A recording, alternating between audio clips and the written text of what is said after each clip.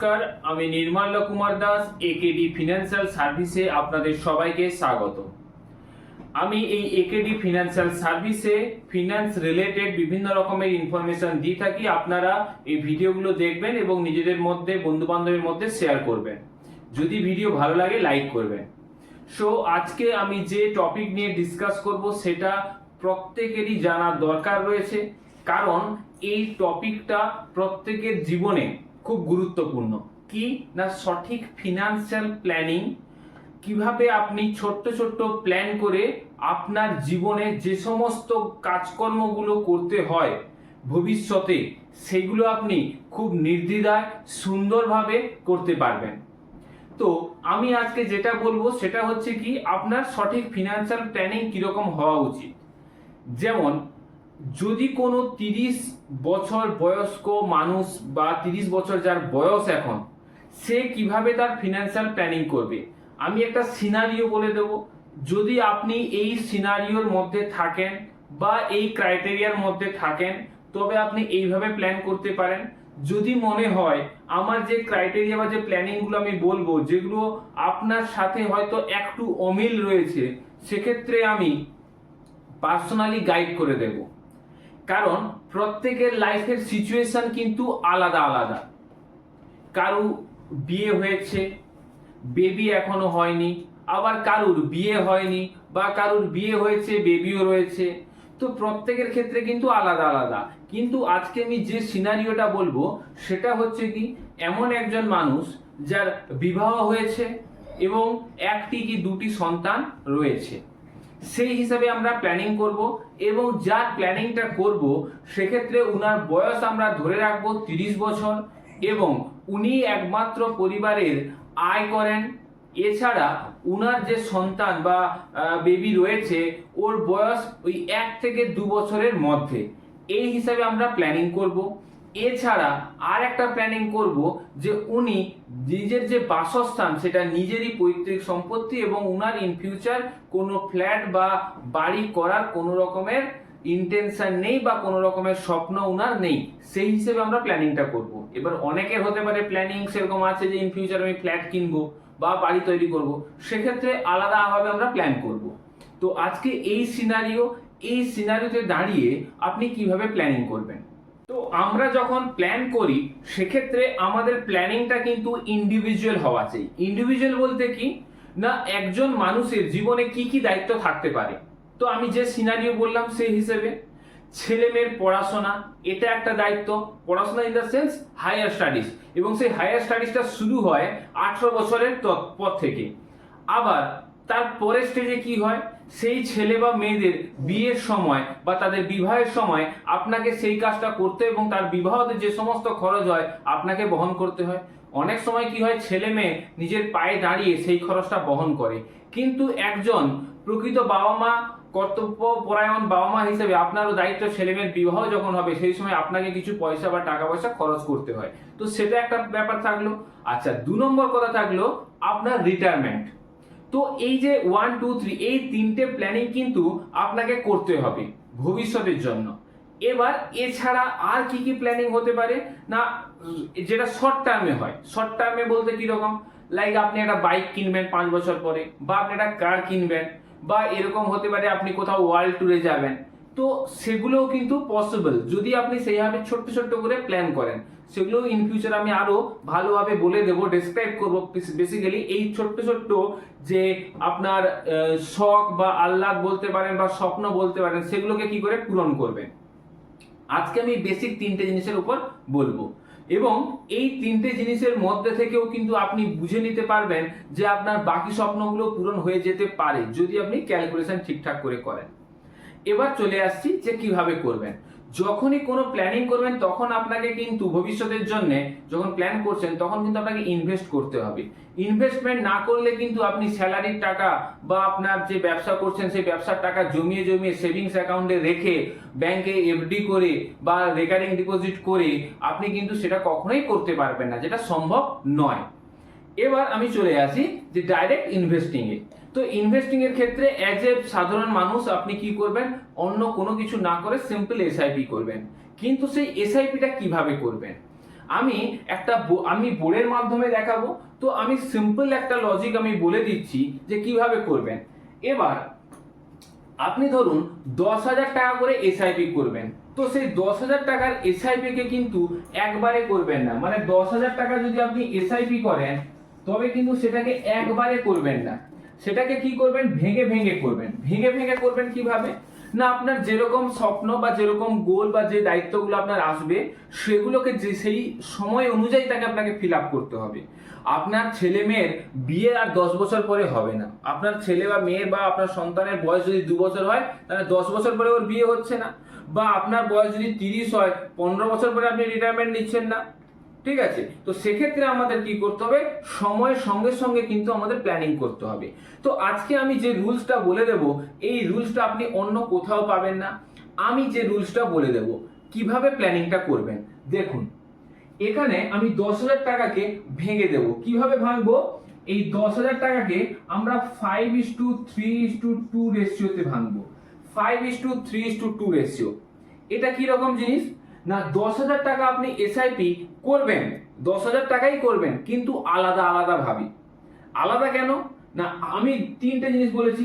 এক হচ্ছে higher studies, আপনার সন্তানের হায়ার স্টাডিজ। 2 নম্বর হচ্ছে তাদের ম্যারেজ। 3 নম্বর হচ্ছে কি, 3 নম্বর আপনার রিটায়ারমেন্ট।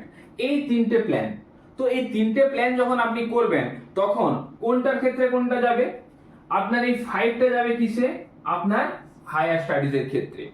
কারণ যে এবারে বুঝতে পারছেন একটা জিনিস 5 কেন রেখেছি, কারণ 5 বলতে আরেকটু জিনিসটা ক্লিয়ার করে দিই। 10,000 টাকাকে 5:3:2 তাহলে 5,000 3,000 2,000, 10,000 টাকা হয়ে গেল। এবার হায়ার স্টাডিজে 5 কেন, 5,000 টাকা হায়ার স্টাডিজের জন্য কেন, কারণ হায়ার স্টাডিজ আপনার খুব তাড়াতাড়ি আসবে। সবচেয়ে আগে যে আপনার কাজটা হবে সেটা হচ্ছে হায়ার স্টাডিজ, তো এটা 5,000 টাকা। এবার 3,000 টাকা 3 কি, এটা ম্যারেজ কেন না, ম্যারেজের জন্য আপনার যে সময় সেটা একটু বেশি, কারণ আপনার সন্তানের বয়স যদি 1 বছর বা 2 বছর হয় বা 6 মাস হয়, সেক্ষেত্রে প্রায় 27 বছর 28 বছর সময় লাগবে। ঠিক আছে, তো সেক্ষেত্রে তার ভ্যালুটা অ্যামাউন্টটা কম রাখলাম। এবার হচ্ছে 2,000, কারণ 2,000 কেন, আপনার রিটায়ারমেন্টের জন্য 2,000। এই হচ্ছে আপনার প্ল্যানিং, কারণ রিটায়ারমেন্টটা আপনি 30 বছর পরে নেবেন। তো সেক্ষেত্রে আপনাকে কিন্তু এই হিসেবে প্ল্যান করতে হবে। এবার এই প্ল্যান করলে আপনার অ্যামাউন্ট বা আপনার যে ইনভেস্টমেন্ট, সেই ইনভেস্টমেন্টের ভ্যালু কোথায় যাবে সেটা আমি একটু দেখিয়ে দেবো, তবে আপনার কাছে জিনিসটা আরো ক্লিয়ার হয়ে যাবে। কিভাবে, দেখুন আমরা আজকে 2024 সালে দাঁড়িয়ে আমরা কি করছি, ইনভেস্টমেন্ট শুরু করছি কত টাকা দিয়ে, 10,000 টাকা দিয়ে।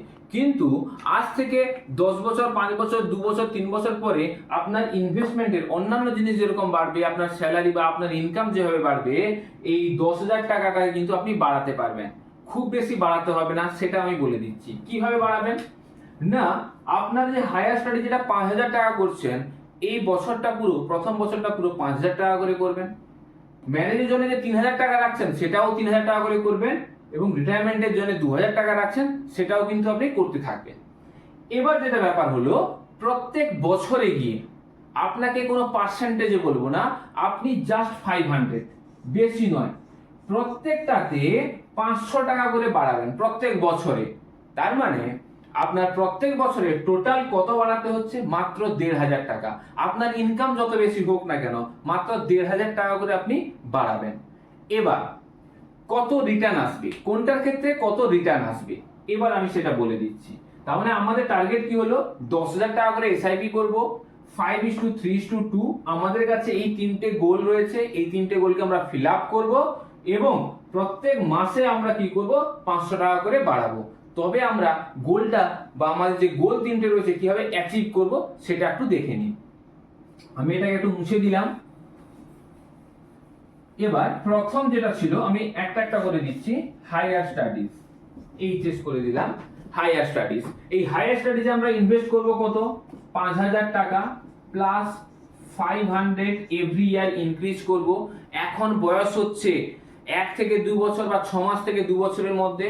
আমি মোটামুটি ধরে রাখছি যে আপনি 16 বছর ইনভেস্ট করবেন, কারণ 18 বছরে 16 ইয়ার্স আপনি ইনভেস্ট করবেন, এবং এই 16 বছর কেন ধরলাম? কারণ 6 মাস থেকে 2 বছর বয়স বাচ্চার, সেক্ষেত্রে 18 হতে প্রায় 16 বছর সময় লাগবে। আমি ম্যাক্সিমাম 2 ধরেছি। আপনার সন্তানের বয়স যদি 1 বছরে আপনি 17 বছর পর্যন্ত ইনভেস্ট করতে পারবেন, সেক্ষেত্রে আপনার রিটার্ন অনেক বেশি আসবে। তো 16 ধরেছি। যদি 16ই ধরি, সেক্ষেত্রে আপনার এই 5,000 টাকা করে প্রত্যেক মাসে ইনভেস্টমেন্ট এবং 500 টাকা প্রত্যেক বছর ইনক্রিজ করলে আপনার হায়ার স্টাডিজের জন্য যে কর্পাসটা দাঁড়াবে সেটা প্রায় 58 লাখ টাকা। মানে আফটার 16 ইয়ার্স এই ভ্যালুটা হয়ে যাবে প্রায় 58 লাখ টাকা। সেক্ষেত্রে আপনার একটা সন্তানকে যদি হায়ার স্টাডিজ অন্য বাইরে কোথাও পাঠাবেন, সেক্ষেত্রে ওই টাকাটা আপনার কাজে দেবে। বা এমনও হতে পারে যে আপনার দুটো সন্তান, সেক্ষেত্রে আপনি সেই হিসাবে প্ল্যান করবেন, প্রায় 58 লাখ টাকা আপনার কাছে চলে আসবে হায়ার স্টাডিজের জন্য। এবার আরেকটা জিনিস যেটা ছিল ম্যারেজ, আমি এম বলেই লিখলাম ম্যারেজ। সেক্ষেত্রে আমরা ধরেছিলাম কত? 3,000 টাকা করে। তার মানে প্রত্যেক মাসে আপনি ইনভেস্ট করবেন 3,000 টাকা। এটা কিন্তু কনস্ট্যান্ট থাকবে, আপনি 500 টাকা বাড়াবেন। এবার চলে আসি কত বছর। ছেলের বয়স যদি 6 মাস থেকে 2 বছর হয়, ছেলে বা মেয়ে, সেক্ষেত্রে আপনার যদি বিয়ে দেওয়ার সময় আসে প্রায় আরো 25 বছর পরে, কারণ এখন মিনিমাম কেউ পায়ে না দাঁড়িয়ে বিয়ে করে না, নিজের পায়ে আগে দাঁড়াতে হয়, তারপর প্রত্যেক ছেলে হোক মেয়ে হোক প্রত্যেকের ক্ষেত্রে এটা করা উচিত এখনকার দিনে। বা এরা যখন বড় হবে আরো, তখন তো মাস্ট লাগবে। সেক্ষেত্রে আমি এটাকে ধরলাম 25 ইয়ার্স, মানে 25 বছর। 25 বছর পরে আপনি এই প্রসেস যদি ইনভেস্ট করতে থাকেন, তবে সেক্ষেত্রে আপনার রিটার্ন কিরকম আসবে? এই ম্যারেজের জন্য যেটা রাখবেন সেটা চলে আসবে 1.91 সিআর। 1.91 সিআর মানে প্রায় 1,91,00,000 টাকা। ভাবতে পারছেন? 3,000 দিয়ে শুরু করছেন, প্রত্যেক মাসে রাখবেন, প্রত্যেক বছরে 500 টাকা করে শুধু ইনক্রিজ করবেন, তাতে প্রায় চলে আসবে 1,91,00,000 টাকা। এবারে মনে হতে পারে যে আমি কি 25 বছর পরে 1,91,00,000 টাকা খরচ করব নিজের ছেলে বা মেয়ের বিয়েতে? নাও করতে পারেন। আপনার আলাদা অনেক রকমের শখ আহ্লাদ থাকতে পারে। আপনি কোথাও ফ্ল্যাট কিনতে পারেন, বা আপনার কোনো জায়গা কিনতে পারেন, আপনি কার কিনতে পারেন, ছেলে মেয়েকে কার গিফট করতে পারেন, যা ইচ্ছা করতে পারেন। কর্পাসটা কিন্তু আমরা দাঁড়িয়ে যাবে প্রায় 1,91,00,000 টাকায়। আপনার যা ইচ্ছা আপনি তাই খরচ করুন না, যা মনে হয় তাই করুন। বা মনে হতে পারে আমি সব খরচ করলাম, টাকা এক্সট্রা হয়ে গেছে, রেখে দিন রিটায়ারমেন্টের জন্য, বা ছেলে মেয়েদের জন্য আরো রেখে দিন টাকা পয়সা। এটা একটা গেল। নেক্সট যেটা আমি বলেছিলাম, আপনার রিটায়ারমেন্ট। আপনার 30 বছর বয়স, 30 বছরে আপনি রিটায়ারমেন্ট করবেন, আর 30 বছর পরে মানে 60 বছর বয়সে। সেক্ষেত্রে আপনি কি করবেন?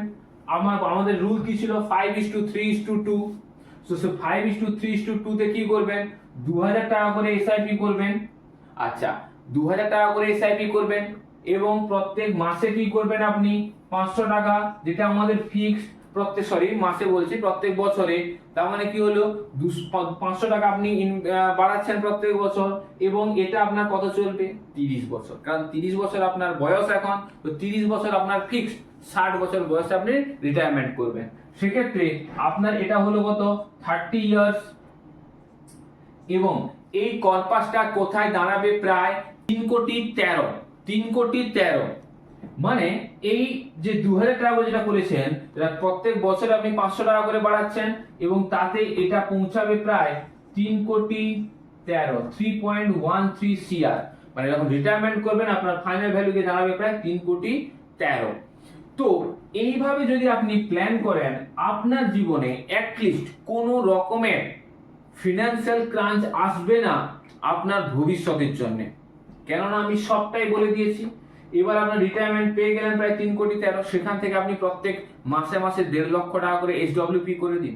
এসডব্লিউপি নিয়ে আমার ভিডিও রয়েছে, আরো এসডব্লিউপি নিয়ে ভিডিও বানাবো। তো সেক্ষেত্রে আপনি 3,13,00,000 রেখে দিন আপনার ফিউচারের জন্য। ফিউচার বলতে আপনার রিটায়ারমেন্টের জন্য। তো এইভাবে যদি আপনি প্ল্যান করেন, আপনার সবকিছু কিন্তু সুন্দরভাবে হয়ে যাবে। এবার আরেকটা কথা বলি, কোন ফান্ডে ইনভেস্ট করবেন, কি করবেন, সেগুলো কিন্তু আপনাকে বিচার বিবেচনা করতে হবে। যদি না করতে পারেন, সেক্ষেত্রে কোনো সঠিক পরামর্শদাতা যার অভিজ্ঞতা আছে, যে সঠিক প্ল্যান আপনাকে বলে দেবে যে এইভাবে করুন, সেক্ষেত্রে আপনি পরামর্শ নেবেন এবং আপনার ইনভেস্টমেন্ট জার্নি শুরু করবেন, এবং আপনার লক্ষ্যে আপনি খুব স্মুথলি পৌঁছাবেন। আপনার স্যালারি 50,000 টাকা, সেটা বাড়তে থাকবে, মাত্র 10,000 টাকার কথা বলছি, তবে কিন্তু আপনার জীবনে কোনো সমস্যা আসবে না। তো এই টাইপের আরো ভিডিও দেখার জন্য আমার এই চ্যানেলটাকে সাবস্ক্রাইব করবেন, লাইক করবেন, এবং বন্ধু বান্ধবের মধ্যে একটু শেয়ার করবেন। যাতে আমি আরো ভিডিও দেওয়ার অনুপ্রেরণা পাই। ধন্যবাদ।